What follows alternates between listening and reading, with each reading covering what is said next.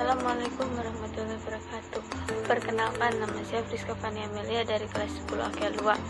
Saya akan menjelaskan sedikit tentang menganalisis jabatan, tugas, dan uraian pekerjaan. Sebelumnya kita harus mengetahui apa yang disebut dengan organisasi. Organisasi dalam bahasa Inggris disebut dengan organon, yang berarti alat.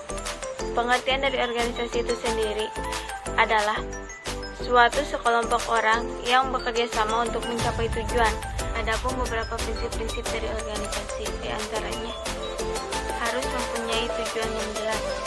Prinsip skala hierarki, yaitu harus ada garis kewenangan yang jelas dari pimpinan atau dari atasan sampai dengan pelaksana. Prinsip kesatuan perintah, yaitu seseorang yang menerima perintah atau tanggung jawab dari sebuah atasan. Prinsip pendelegasian wewenang, yaitu kemampuan menjalankan pekerjaannya. Prinsip pertanggungjawaban, prinsip pembagian pekerjaan, yaitu yang didasarkan kepada kemampuan dan keahlian dari masing-masing. Prinsip keseimbangan, yaitu menyeimbangkan antara struktur organisasi dengan tujuannya. Prinsip fleksibilitas, yaitu harus melakukan pertumbuhan dan perkembangan sesuai dengan dinamika organisasi. Dan yang terakhir adalah prinsip kepemimpinan. Prinsip fleksibilitas, yaitu harus melakukan pertumbuhan dan perkembangan sesuai dengan dinamika organisasi. Dan yang terakhir adalah prinsip kepemimpinan, yaitu organisasi harus mampu menjalankan aktivitasnya karena adanya proses kepemimpinan yang digerakkan oleh pemimpin suatu organisasi. Adapun tujuan dari organisasi yaitu untuk merealisasikan keinginan dan cita-citanya bersama anggota, mendapatkan hasil akhir yang diinginkan di waktu yang akan datang. Manfaat dari organisasi itu sendiri diantaranya tercapainya sebuah tujuan, melatih mental bicara di publik, mudah memecahkan masalah, melatih leadership, memperluas pergaulan, kuat dalam menghadapi tekanan, meningkatkan wawasan dan pengetahuan, membentuk karakteristik dengan seseorang, mampu dalam mengatur waktu dengan baik, sebagai ajang dalam pembelajaran kerja yang sebenarnya.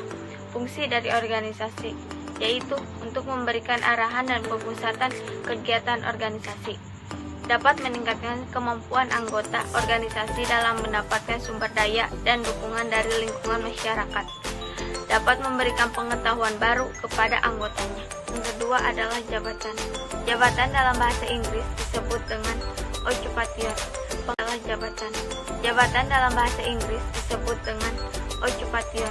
Pengertian jabatan itu sendiri adalah kedudukan pegawai dalam struktur organisasi dan mempunyai kemampuan, pengetahuan, keterampilan, dan sikap bertanggung jawab dengan fungsi yang spesifik. Jenis-jenis jabatan diantaranya kepala kantor atau pemimpin kantor atau direktur kantor, manajerial, staf atau pembantu ahli, kepala personeli atau HRD, Human Resources Department, kepala tata usaha atau kepala administrasi, supervisor, sekretaris.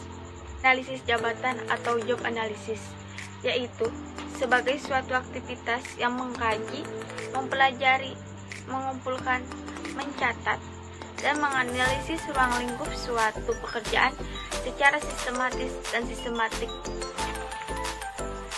Tujuan dari analisis jabatan diantaranya memperoleh tenaga kerja pada posisi yang tepat, memberikan kepuasan pendiri tenaga kerja, menciptakan iklim dan kondisi kerja dengan kondusif.